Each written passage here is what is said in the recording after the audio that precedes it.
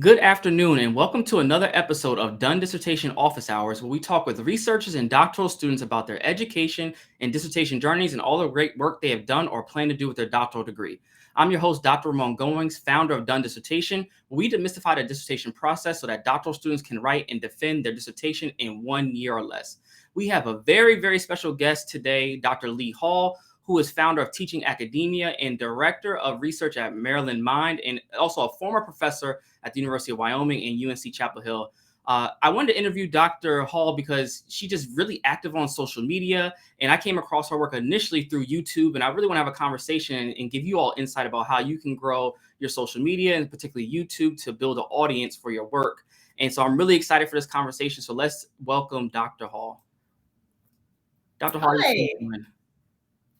Hi, yeah, thanks for having me. No, thank you so much. So what I always like to ask our guests when they come on the show, because I think sometimes they see folks with the doctorates and they're like wondering, you all just woke up like this, right? And we know that's just not the case. And so can you tell folks a bit about yourself and, maybe your backstory? Like, how did you get, interested in education? Like when you were younger as a kid, did you see yourself as Dr. Hall, or like, what did that journey look like for you? Yeah, so when I was a kid, and actually until probably I was in my 20s, I did not even know about this thing called a doctorate. Sure, me too. I knew that, a medical doctor was a doctor, and that's pretty much all that I knew. I was the first person in my family to go to college. I'm the only person in my family to date that has a degree above a bachelor's. And school was it was really rough for me as a kid. Like it was a really hard place. More so academically, like socially, I did okay, but academically, it was just a really miserable place for me. And so I decided to go into education because I wanted to make it better. I wanted to be a teacher and make school better, a better experience for kids, particularly kids who struggled. And so that's what got me started. And when I got my master's degree, I was introduced to research, right? I got to actually do a research project as part of getting my master's degree. Sure. And that's when I fell in love with doing research and sort of saw the power that research had and started to kind of dive into things. And that's when I started thinking about getting a doctorate, and those doors started opening. No, that makes sense. And so, you wanted to be the teacher that you didn't have essentially. So after like undergrad, did you go into the teaching profession, or what did that journey look like for you? Yeah. So after undergrad, I went straight in and got a master's. Okay. So what I had decided was that I was going to eventually be a principal. Knowing nothing about being a principal, I made this decision to be a principal. Yep. And so I thought, well, I'll get a master's degree and then I'll teach for a while, and then I'll get an administrative certification or another master's degree or something. That's where I started from. After I got my master's degree, I taught middle school for 3 years. And during that time, I developed an understanding and appreciation of what principals do. And I went, oh my goodness, this is not who I am at all. But I really did miss doing research that I had learned about during my master's degree. And being a middle school teacher, I could really see how many kids were having academic reading and writing difficulties. Yeah. And because I had learned about research, I tried to find research to help me as a teacher, but there really wasn't, and this was in the 90s, a lot of research with adolescents who had academic, literacy difficulties. And so that's what I set out to do by going back to getting a PhD.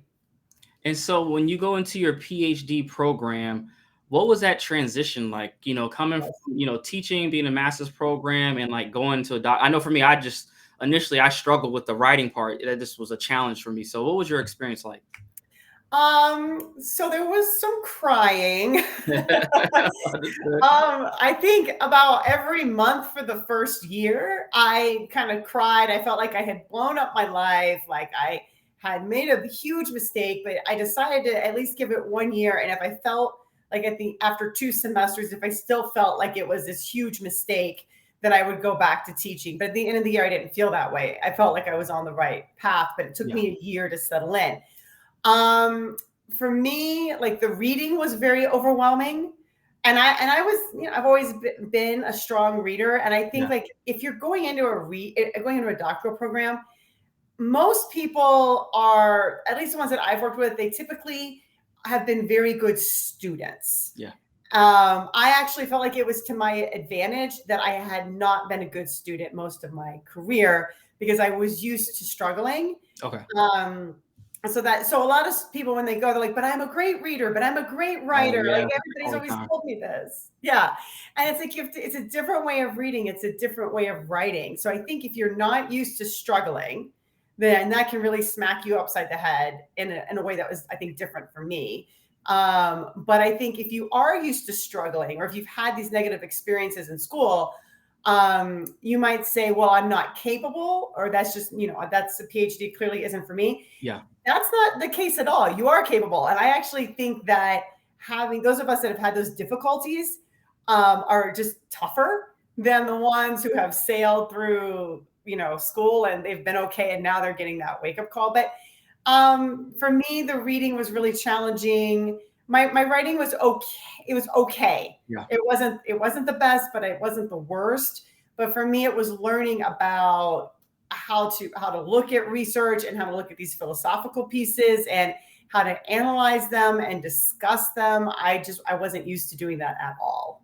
Yeah, I know for me, I definitely struggle with that, trying to figure out how to do this. I literally had a sheet I used to keep with vocabulary words. So I was like, what are these words that folks are talking about in these articles? I was like, I can't even understand what I'm reading without understanding the vocabulary. So I think they're definitely, like you mentioned, when you used to struggling, you kind of figure out ways to like put it all together. Well, and like my statistics classes always went very poorly. But the one thing that I knew about myself was that it would click, but that I was slow to get it. I just needed a little extra time to process it. Yeah. So I knew by the end of the semester, I would be able to pull it off. I was never going to get an A in that class. Yeah. And I was okay with that. I just had to pass that class. And I knew that when I went into the next statistics class, the next semester, that class was also going to be a nightmare. But everything from the previous semester, I now understood. So yeah. Part of it too, I think, is knowing yourself and being okay with who you are. And like, you don't have to be like this, I'm on top of everything, I'm so smart, I've got everything. I mean, people do that, right? In doctoral programs, there's a lot of posturing. Yes. It goes on.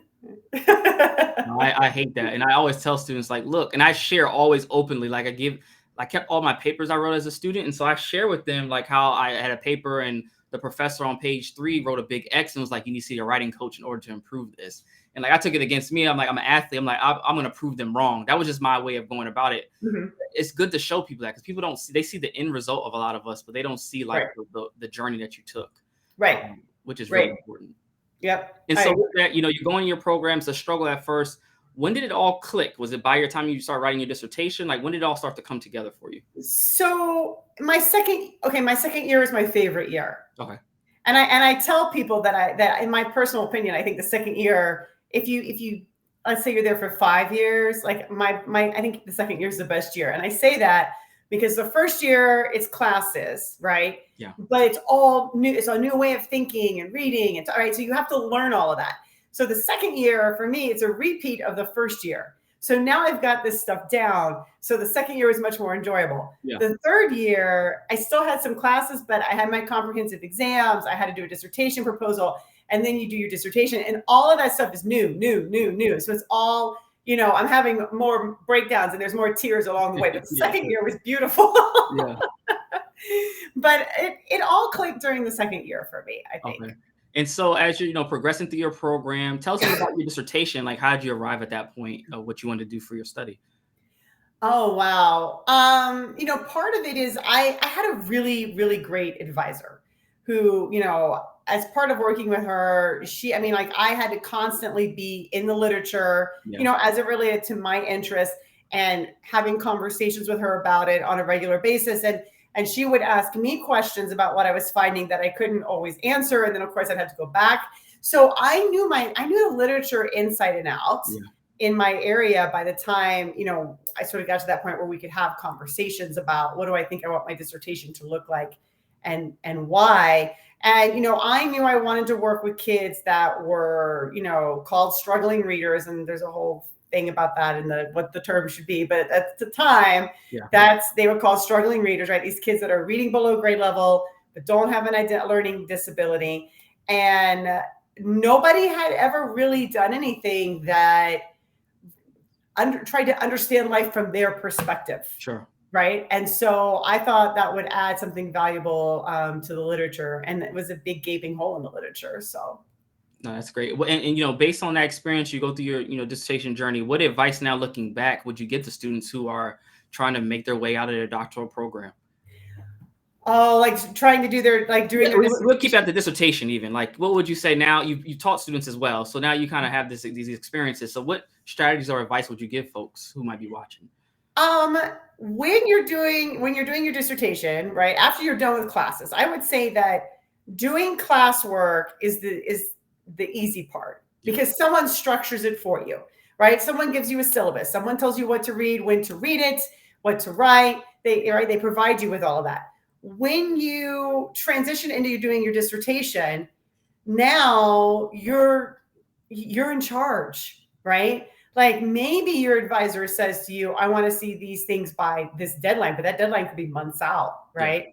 My advisor didn't do anything like that at all. I didn't do that with students. I would tell students, I'm happy to work with you to try to set up some targeted deadlines for you to meet. But otherwise, I'm like, you need to start learning how to do this on your own without me hovering, over you, kind of a thing. So I think that's the part where people can sort of fall apart. So my advice is to be really good about time management and to be really good about taking like a dissertation. Even if you've collected your data and you've done the analysis and now you have to write it, that's still like this big, huge, nebulous thing. So you have to figure out how to break it down. And I would go to my advisor and I would say, here's my plan. Here's my timeline that I have created with zero experience about understanding how to, write a dissertation. And I would say to her, is this realistic? And then she would say yes or no. And she would adjust some things for me and say, you gave yourself too little time here. You don't need this much time there, kind of a thing. So I would say you really need to take these big tasks, like collect data, right? Analyze data, break them into smaller chunks and get yourself on a schedule and talk to your advisor about that. Like, is this realistic? How much time does it take to accomplish something like this? No, I love that. And I tell my clients in the Velocity Group coaching program all the time, like, look, you all have to take command of this process. So you go to your chair with a plan and then have them help you edit the plan. That way, at least you have control. You've kind of centered it on based on what you think, how things should go. But your chair also has input. So now it's a relationship, there's communication, and things just go smoother. I think a lot of students are just waiting for their chair to do things for them.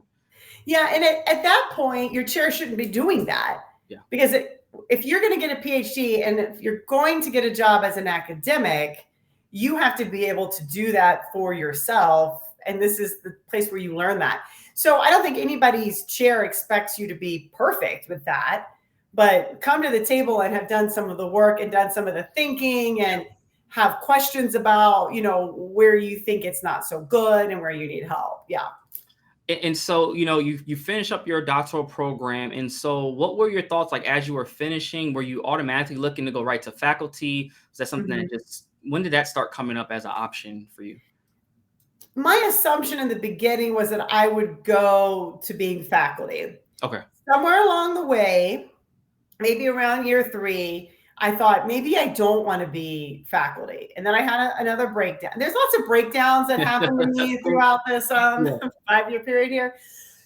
Excuse me. And then, I just stayed with the degree and just kind of kept exploring. What do I want to do? What do I not? What do I want? That sort of a thing. And then I landed back on wanting to be faculty. Like I knew I really liked research. I really enjoyed writing. I wanted a job that was going to give me, I wanted an R1 job. I knew that when I left. Gotcha. Yeah. Okay, that makes sense. And so when you were, coming out of your program, you were focused on R1s. Did you get exactly where you needed to go right out from graduate school? Is that how that worked for you? I did. And I was really, really lucky. Yeah. Yeah. And so what was that experience like on the faculty side? Because I know some folks are like figuring out now, like, how do I make this transition from student to faculty? And what did that look like for you when you were making that move?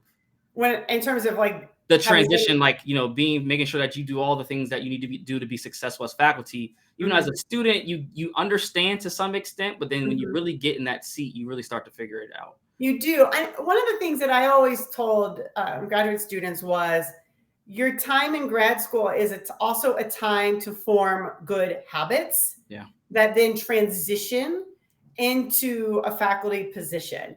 So writing, obviously, okay, so when I was in grad school, I managed to get some pieces published. And at that time, that was not super common. So that gave me a leg up. Nowadays, everybody's doing it, So, but learning how to do that and learning how to carve out that time and go through that process, right? Like that helped me establish good routines. That's something I could take to an interview and say, right? Like I've learned how to do this. I know the kind of time it takes to do this, right? That sort of a thing. I think also knowing that and knowing when you're going into a faculty position, what you want the first few years of your research to look like, to have an idea so that when you get there, because a lot of times when you're interviewing or when you're going to accept a job, somebody at that institution is more than happy to help connect you with, schools or districts or whatever, so that when you get there, you can, hit the ground running. If not that first semester, then the second semester that you're there, right? But you want some kind of a plan in place and have mapped out, like, here's the things I'm going to start working on to get out the door in terms of publications. Obviously, like as a grad student, if you can teach classes, that's going to be hugely helpful because that will help you start to develop those skills that you need. So I really think like a good grad program is going to prepare you. It won't prepare you for the politics. No, they never do. There's nothing that I don't think there's anything I can offer to help prepare you for the politics. Except, listen more than you talk. I would say for me, like the biggest transitional shock was like, this person's friends with this person. And so they don't like this person because this person, and it's a huge mess. And, for me, I'm like, I'm just here. It's about the work. But for some people, it's not about the work. It's all, it's all about the politics, and you can't control that. But I think like listen more than you talk, and talk to everybody, right? Like even if they're not in your department, but they're in your college, right? Like making appointments to have lunch or just little 30-minute meetings so people get to know you. I remember when I was going up for tenure, I passed a faculty member in the hall that was in a completely different realm from me, and he didn't even look at me. And I'm like, he doesn't know who I am, and he's going to vote on me for tenure. And he just walked past me in the hallway. And he didn't even recognize. It wasn't like he ignored me. He didn't even recognize me as a faculty member. Yeah. Wow. So no, that's a great insight. Yeah, I think what I call like the know, like, and trust factor is definitely a big piece of this that I think people just don't consider until it's too late. So I'm glad you provide that insight for folks. One thing I want to go back to that you talked about is publishing as a doc student, and just publishing generally. Like, what mistakes do you see graduate students or early career faculty making when they're trying to write for publication? I think a lot of people that just don't know what they're doing or getting stuck in this process. Yeah. One of the things that I hear with grad students is, oh, I don't have time. And I can understand, especially like you're taking classes, you have to write papers for those classes. You don't have time to write another paper. I do get that. So what I say is try to angle your course papers to things, that are going to support whatever area that you're interested in. Right. And then in the summer, pick one and spend the summer developing it and getting it up to the level that it needs to be for it to go out for review. How do you know when it's ready to go out for review? You don't know that if you've never gone through the process. So you can send it to the professor whose class you were in and ask them, or sometimes your advisor. Like I was always happy to do that for my students, even if I didn't know really anything about the paper, like I'm happy to offer that feedback. Also getting onto projects with faculty that are going to be writing and presenting, and negotiating that up front. So like if you agree to join a project that I'm doing, normally like I would say, okay, right, as part of this project, assuming that, you hold up your end of the bargain and you're doing a good job, then you will have publishing and presentation opportunities. And this is what you can expect. But the thing is that like with faculty work, sometimes we go at a slower pace because we might have multiple projects. Or I'm working on a paper and you're going to be published on it. but oh wait, I got 2 revise and resubmits that came back, and I have a book that's coming out. Yeah. So this is gonna, and this, we haven't even sent our paper out for review yet. So I'm gonna shove that off to the side here. Yeah. So it could take longer. So I think having your own stuff that, and lit reviews are a really great way, I think, as a doctoral student to get some publications and get to know the research in your field. I would highly recommend that, but doing it over the summer. Slow and steady adds up over time. And I think people forget that, but at some point it will start to snowball. Faculty, beginning faculty, the number one mistake that I see is people getting really involved in service. Some people really like service. That's fine. That's great. But I think what you need to remember, what's important to remember, is what it says in your contract. And so if your contract says you are like 10% service, then, for the year, then figure out like, okay, on a 40-hour a week or however many hours you want to do it, like, what does that equate to on average? Like, how much should I be spending on service? Because some of that, it's not like it's like every week you're going to spend 5 hours or 10 hours. It doesn't work that way, but it gives you a sense of how much service you should be doing over the course of the year so that you don't, end up doing way too much. And some people love service and they hate writing and they don't really like the research. And if that's you, then it's fine. You just need to know who you are as an academic and find that position that's going to allow you to do the things you want to do and be successful. That is great advice, because I see a lot of folks that keep hearing, because of their doctoral programs or how they're being trained, is like R1, R1, R1. But like you said, if your values don't align with that culture, why waste your time? You're just going to be burnt out and frustrated when you can go to a great liberal arts or teaching institution where that is what you do for the majority of your work. Yeah, you are not a failure because you don't go to an R1. Like and I think that is kind of like a message that gets communicated. Or I don't know if it's explicitly communicated and people just, I don't know, feel that, think that that's what I don't know how this comes about, but you are not a failure if you don't want to go to an R1. You're not. You're there for you, and you're there to do, what you're good at and what aligns with your mission and values and beliefs, and find the job that fits that. I agree. So I'm glad we're having this conversation. I'm glad that folks listening will be able to take that, because I think there's a lot of just indoctrination that happens, and folks get caught up in it, and then it just doesn't serve them well.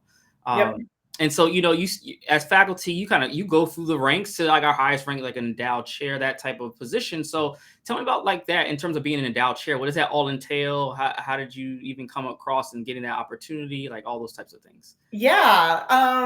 So I actually really decided I wanted an endowed chair position when I was a grad student.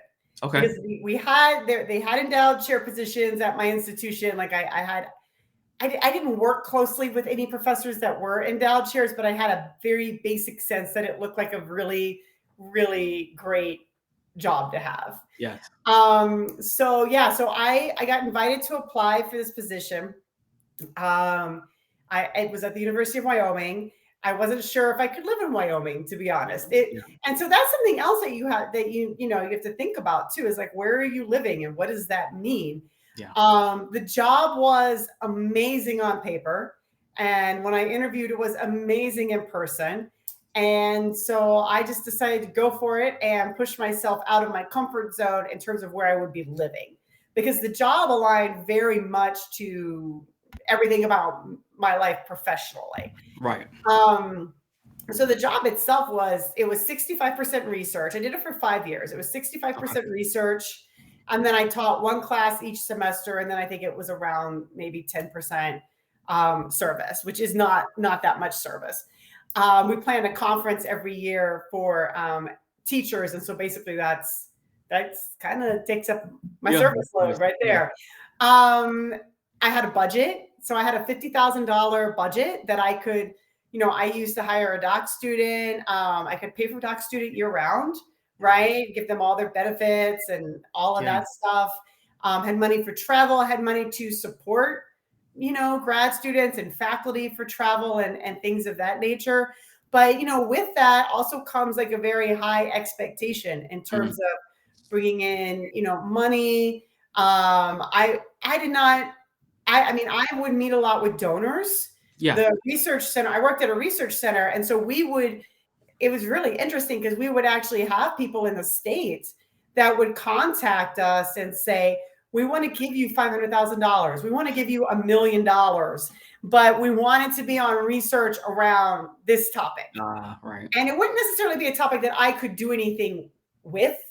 It wouldn't necessarily be in my area of expertise. I once went to something on dyslexia that was like for $500,000 or $1 million. I can't remember. Yeah. But, sort of come to the table and talk about whatever ideas I could bring to the table.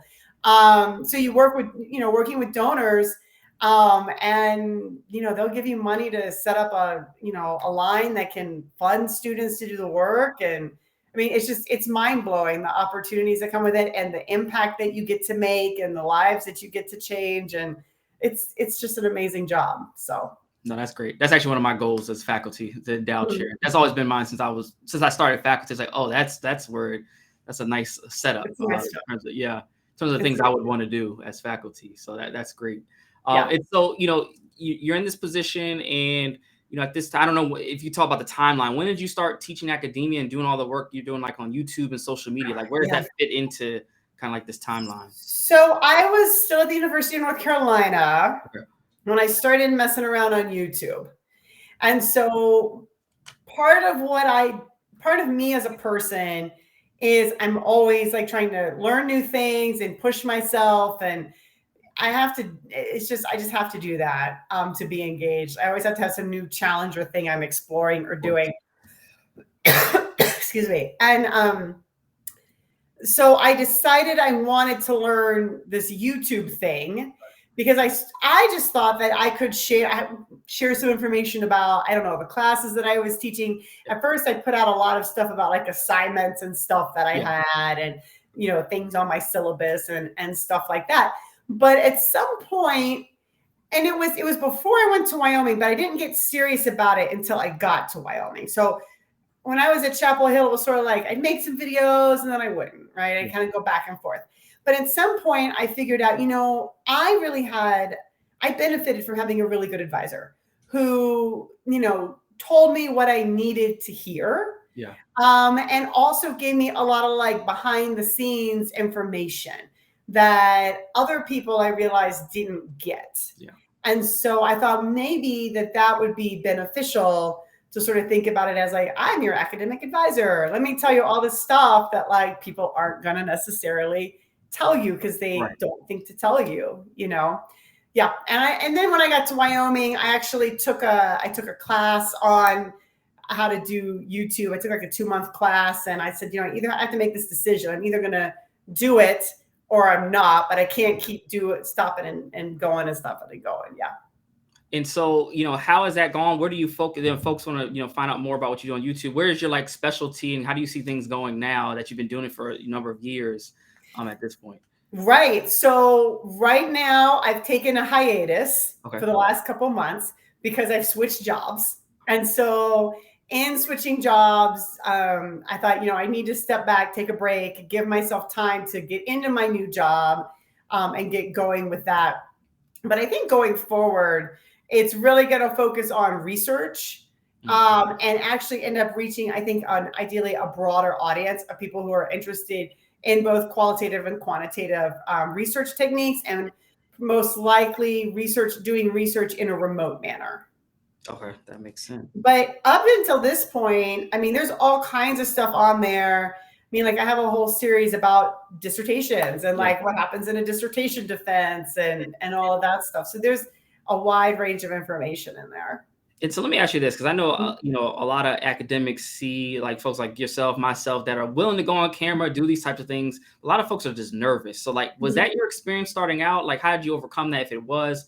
Or like, this whole video thing, a lot of folks are just like, I'm scared of like putting myself out there. And so, well, when I first started, I remember the IT guy at Chapel Hill put Camtasia on my computer, but Camtasia at that time, this was so long ago, it did not have picture in picture.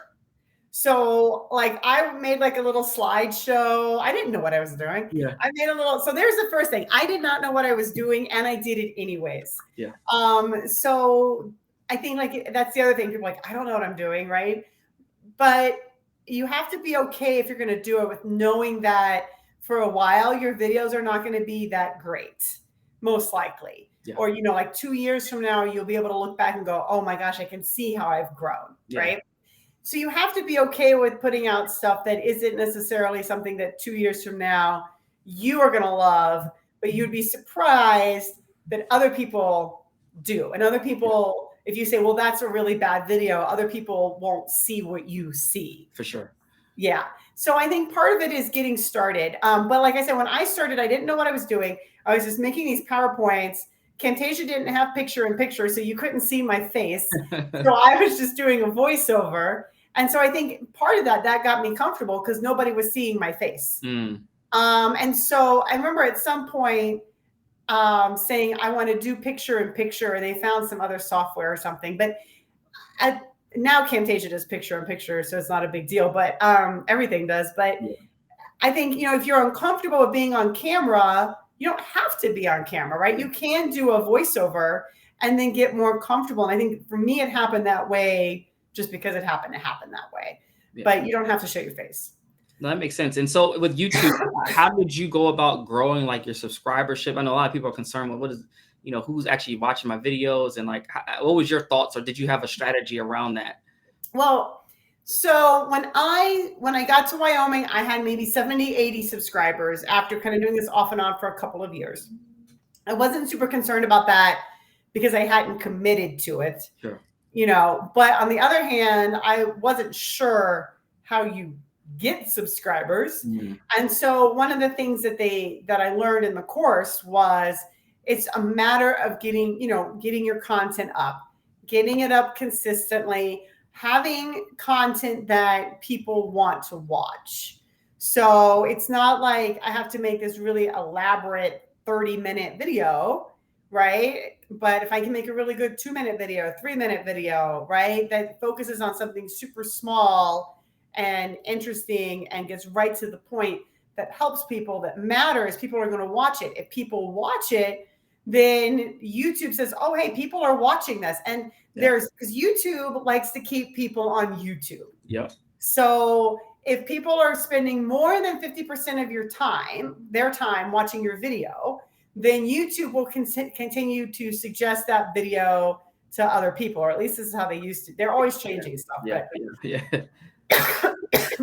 Sorry, I had a cold last week. So no worries. No,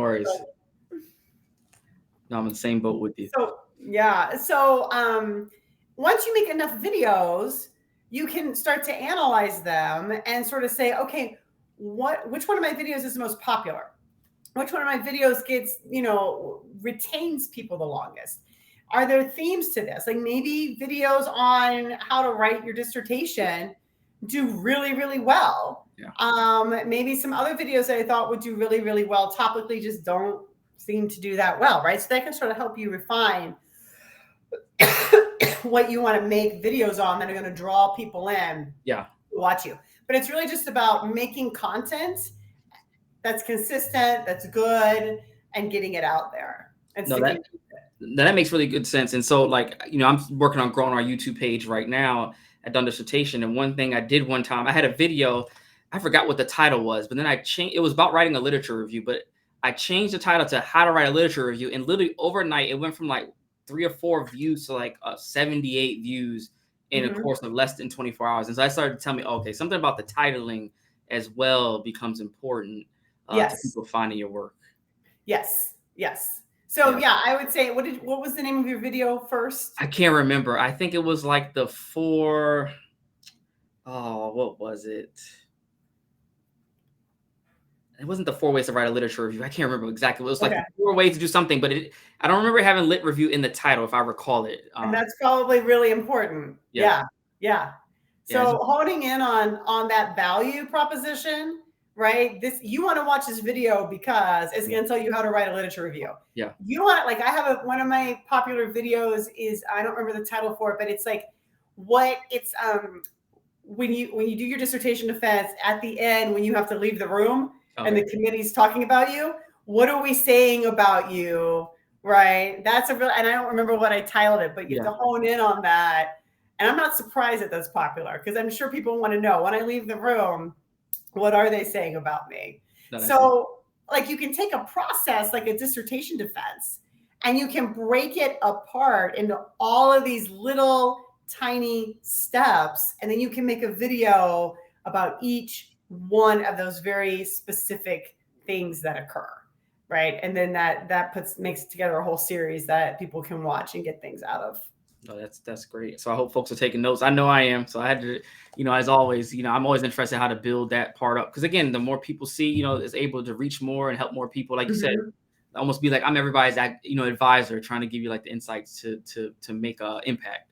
Yep. So you have teaching academia moving along, and now you mentioned this before that you made a transition. So you can talk a little bit about your transition and what your thoughts were, and what made you kind of decide like, all right, I want to make a move in terms of leaving. Yeah. So I know endowed chair is your dream job, and I don't want to discourage you from your dream. No, it's all good. I love to hear all the sides of the thing. But and I did love that job. That job was a great job, and it was my dream job, and it lived up to the standard. Yeah. So I want to say that I don't have anything bad to say about that job. Normal politics still apply. You don't ever seem to escape. I don't ever seem to escape that. But it was during COVID. I'm trying to think. It would have been the fall of 2020. I'm pretty sure. I was sitting at home doing my normal, writing, whatever. Yeah. And I got a job as an endowed chair. I think I was 43 when I got that job, which is really on the young end for getting that job because I'm 48 now. Yeah. All right. So, and I was in that job I think I interviewed for that job when I was 42 or right after my 43rd birthday, like something like that. It's crazy. A lot of people in their career, my advisor included, because my advisor, when I was getting my PhD, I say she abandoned me. She abandoned me in my last year to go be an endowed chair somewhere else. And she was an endowed chair for like 5 or 6 years, and then she retired. To be an endowed chair for like 5 to 10 years and retire is really normal. Yeah. I wasn't going to be an endowed chair, let's say, for 20-ish years and then retire. Yeah. And so I had to start thinking about what do I want to do next? And I didn't want to move. So at this point, I had moved to Wyoming. I was living in Laramie. I lived there for a few years. And then for personal reasons, I moved to northern Colorado, about an hour away, which actually a decent amount of people make that commute. So it sounds weird until you live out here and people do it. And so I did not want to leave Colorado, which if I wanted to move into like an administrative position, most likely I'd have to be open to kind of go and work, almost like an assistant professor, cast the net wide, go do a bunch of interviews, see what fits, see what I like, see who likes me, etc.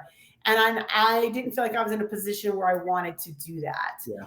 So had a nervous breakdown. Those periodically happen. Did some crying. Crying is a theme in case we haven't. Might put something in the title or something. We'll figure out how to like a breakdown. There's crying that happens throughout all of this.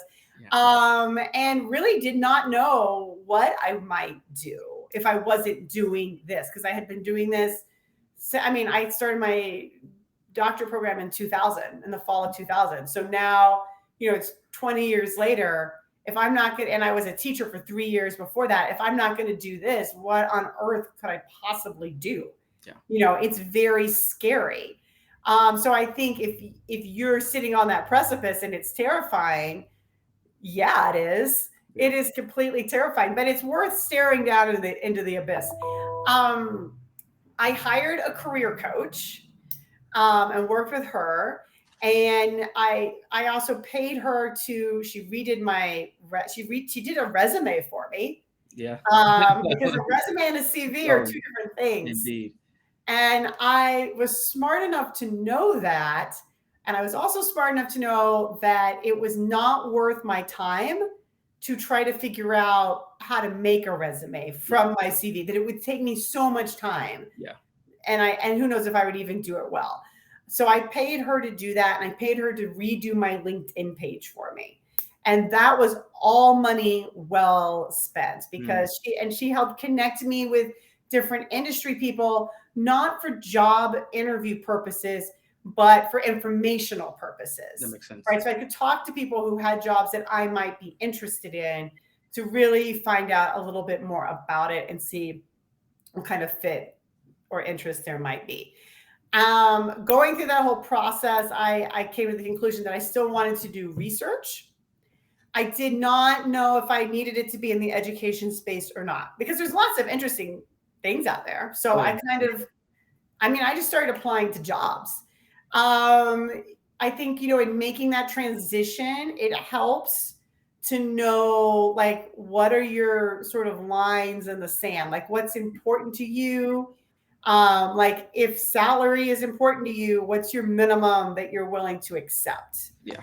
Are you willing to accept a pay cut or not? Like, you just have to be honest with yourself. And then I started going on interviews, and I started doing them very poorly. So,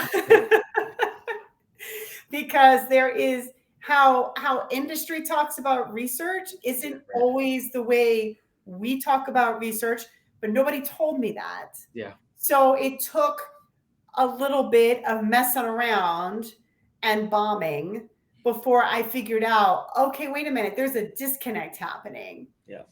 And once I became mindful of that disconnect, and I did this with the job that I have now, like I would just stop somebody and say, hey, listen, I know we talk about things a little differently sometimes.